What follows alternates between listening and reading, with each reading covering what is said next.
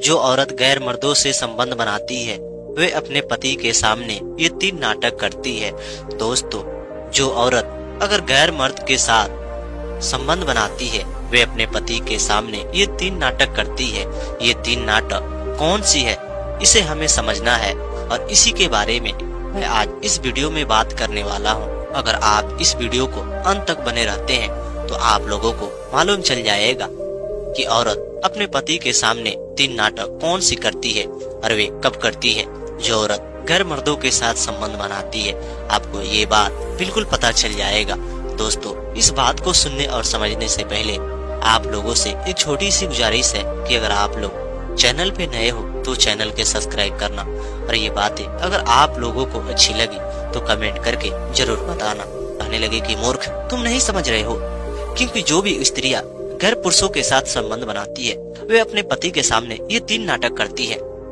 जब मुखिया जी ये बात बताए कि जो भी स्त्री गैर पुरुषों के साथ संबंध बनाती है वे अपने पति के साथ ये 3 नाटक करती है, तो उन्होंने कहा कि ये 3 नाटक कौन सी है। तभी मुखिया जी चुप हो गए और कहने लगे कि मैंने भी ये 3 नाटक अपने पिताजी से सुना था लेकिन मुझे याद नहीं है। तभी वह बुजुर्ग व्यक्ति मुस्कुराने लगे और कहने लगे कि मुखिया जी, लेकिन वह 3 नाटक मुझे याद है और मैं भी अपने पिताजी से सुना था, क्योंकि मेरे पिताजी बताते थे कि बेटे, स्त्रियां के चरित्र पे भरोसा नहीं होता है, लेकिन इस संसार में बहुत सारी स्त्रियां अच्छी होती है, लेकिन कुछ स्त्रियां ऐसी होती है जिनके चरित्र पे हमें कभी भी विश्वास नहीं करना चाहिए, उन्हें हमें परख लेना चाहिए। और उन्होंने हमें ये 3 तरीके बताए थे कि जो भी स्त्रियां गैर पुरुषों से संबंध बनाती है वे अपने पति के सामने ये 3 नाटक करती है।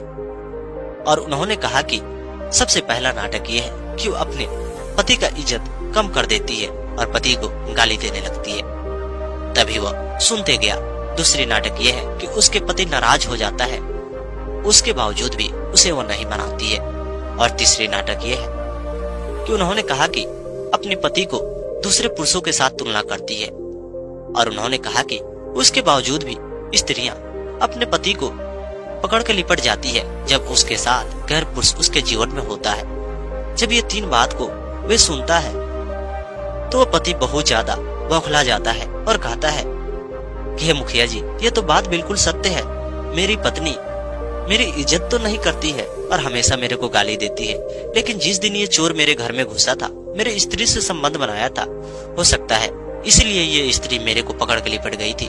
मेरे से ये नाटक करने का प्यार करने लगी और नाटक करने का प्यार मुझे समझ में नहीं आया, मैंने इसके जाल में फंस गया। और ये भी कहने लगा कि ये स्त्री जब मैं भूखा रह जाता था तो मेरे साथ बेचैन हो जाती थी, और जब तक मैं भोजन नहीं करता ये भी भोजन नहीं करती थी और मेरे को मनाने का प्रयास करती थी। गांव के तरह तरह के महिलाओं को बुला कर लाती और कहती कि हमारे पति आज भी भूखे हैं, चलो उसे आप मनाओ। लेकिन सारे लोग मनाते, उसके बाद मैं भोजन करता तब मेरी पत्नी करती, लेकिन मैं भूखा रह रहा हूँ, इससे इसका कोई भी फर्क नहीं पड़ता है। और बार बार ये तुलना भी कर रही है कि गाँव के बहुत सारे पुरुष बाहर में जाके पैसे कमा रहे हैं, आप भी जाओ बाहर में जाके पैसे कमाओ। लेकिन मैं इसका नाटक को नहीं समझ पाया और मैंने बाहर में जाके काम करने लगा, जिसकी वजह से ये चरित्रहीन स्त्री बिगड़ चुकी है। मुखिया जी ये बात को सुनते रहे और सुनने के बाद उन्होंने कहा कि अब बताओ कि हम लोग जो भी फैसला लिए है उस फैसला से तुम संतुष्ट हो या नहीं हो। तभी वो कहने लगा कि मुखिया जी, मैं आपके फैसले से बिल्कुल संतुष्ट हूँ। इस दुष्ट स्त्री को इस गाँव से निकाला जाए, नहीं तो इसकी मृत्यु कर दिया जाए, और उस चोर के रूप में जो आया था मेरे स्त्री से संबंध बनाता था उसे भी इस गांव से निकाला जाए। जब ये बात हो रही थी तभी चोर की पत्नी दौड़ती हुई आती है और कहती है मुखिया जी, मुझे माफ कर दो, मेरे पति ऐसे नहीं थे। मेरे पति ने इसके घर पे कोई काम करने गए जिसे देखकर ये स्त्री मोहित हो गई और उन्हें ही संबंध बनाने का प्रयास करने लगी, जिससे मेरे पति भी अपने आप को नहीं रोक पाए और ये स्त्री में ही कमी है। मुझे माफ कर दो, मेरी पति को छोड़ दो। चोर अपनी गलती को एहसास करता है और कहता है कि हे मुखिया जी, कम से कम मेरे को एक बार सुधरने का मौका दिया जाए, मैं वादा करता हूँ कि कभी भी ये गलती नहीं कर पाऊंगा। मुखिया जी ये बात को सुनते हैं। बुजुर्ग व्यक्ति मुखिया जी से आग्रह करते हैं कि मुखिया जी इन दोनों को माफ कर दिया जाए और एक बार इन्हें सुधरने का मौका दिया जाए। उसके बाद उन दोनों को छोड़ दिया जाता है। वह स्त्री अपने पुरुष से इस कदर बिखर चुकी थी तो कभी भी अपने पति के साथ वो संबंध बनाने का प्रयास ही नहीं करती। प्रेम मोहब्बत से पेश ही नहीं आती थी।